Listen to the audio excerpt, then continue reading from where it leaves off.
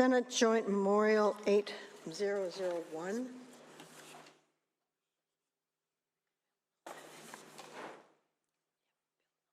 No, it's not a substitute. It's just no substitute. If no substitute, a no amendment. Secretary will read. To the Honorable Joseph R. Biden, Jr., President of the United States, and to the President of the Senate and the Speaker of the House of Representatives, and to the Senate and the House, State of Washington. Senator Hasegawa. Thank you, Madam President. I move that the rules be suspended, that our joint memorial 8001 be advanced to third reading. The second reading considered the third, and the bill be placed on final passage. Senator Hasegawa has moved that the rules be suspended, that Senate Joint Memorial 8001 be advanced to third reading, the second reading considered the third, and the bill be placed on final passage. Hearing no objections, so ordered. Senate Joint Memorial 8001 on third reading and final passage. Remarks, Senator Hasegawa. Thank you, Madam President. You know, I know that this body is being very patient with dealing with a joint memorial, wondering why are we dealing with a joint memorial on the Senate floor? Well, every now and then, ideas come along that are outside our purview that we really do need to weigh in on. This is one of those things happening in Washington, D.C. that can really, it's a game changer.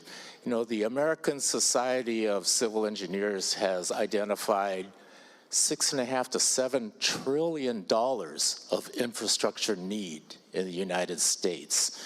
They've rated our state as like a D as far on a scale of A to E. We're a D as far as the standing of our infrastructure.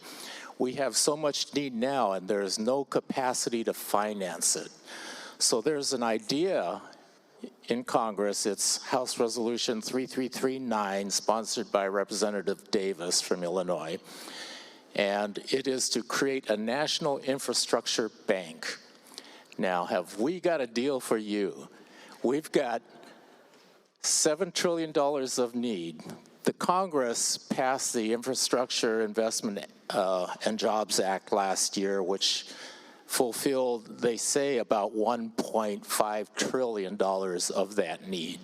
But actually, that included about $800 billion of just reauthorization of previous projects. So there's a huge unmet need that the IIJA did not meet. This, without raising taxes and without increasing our federal debt, can create, using the power of banking, to create $5 trillion of lending capacity to meet our infrastructure needs. This concept has been endorsed by the National Asian Pacific American Caucus of State Legislators, the National Black Caucus of State Legislators, the National Association of Minority Contractors, Council of State Governments East, the U.S. High-Speed Rail Association, the National Association of Counties, the list goes on and on. People are waking up to the fact that we have to find a different way to finance our infrastructure. Now, I know that there's been a lot of apprehensiveness about the public getting into the banking business. But this is not a new concept.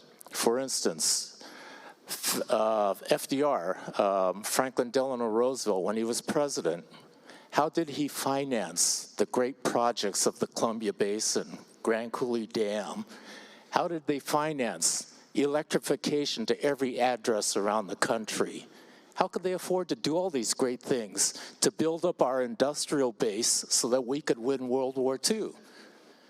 How did President Lincoln finance transcontinental railroads or winning the Civil War? They used the identical concept that this National Infrastructure Bank is based on.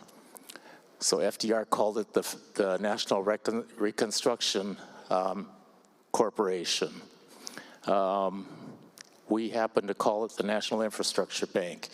And so I'm hoping that we can get a unanimous support off of this very floor to support this great concept to help us build a country, the infrastructure that we can truly develop our economy on, not just to maintain, but to develop for the future.